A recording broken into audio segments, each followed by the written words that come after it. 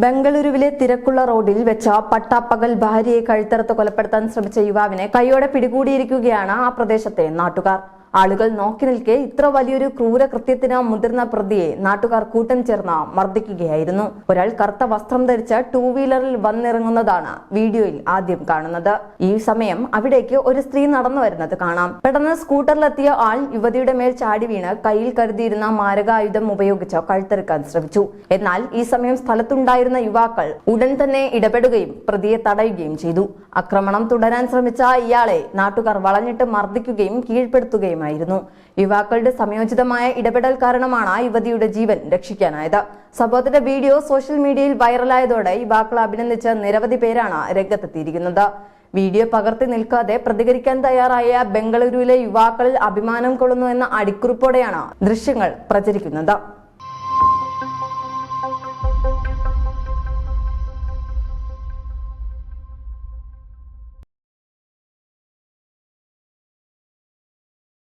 இன்னொருத்தவங்களுக்கு முக்கியமா நான் நன்றி சொல்லணும்.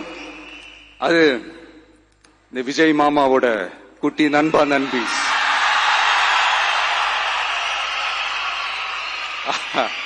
அவங்களாலதான் இது நடந்திருக்கு. உங்களுக்கு எப்படி நன்றி கடன் செய்யணும்? உங்களுக்காக உங்க ஃபியூச்சரை மைண்ட்ல வச்சுக்கிட்டு எல்லா நல்ல விஷயங்களையும் உங்களுக்காக இந்த விஜய் மாமா செஞ்சு கொடுப்பான். கான்பிடண்டா இருங்க. அதே மாதிரி இன்னொருத்தவங்களுக்கும் நான் முக்கியமா நன்றி சொல்லணும். உங்களை எப்படி நான் மறப்பேன்? நீங்க தான் என்னோட உயிராச்சு. தமிழக வெற்றி கழக தோழர்களே,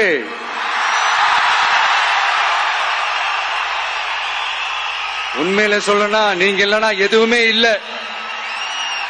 என்னோட கழக தோழர்களுக்கும் கழக நிர்வாகிகளுக்கும் வாக்கு சாவடி முகவர்களுக்கும் my dear virtual warriors,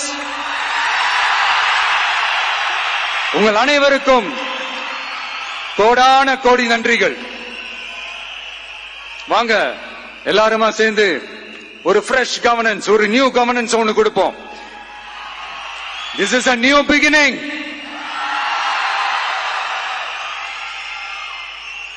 A new era of a real secular social justice starts now.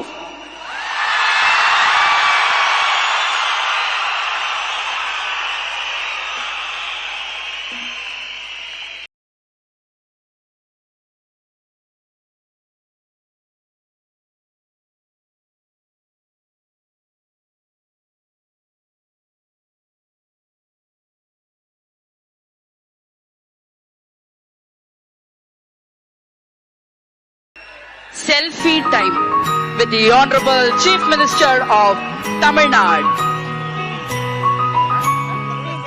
உங்க கூட செல்ஃபி, நம்ம கூட செல்ஃபி.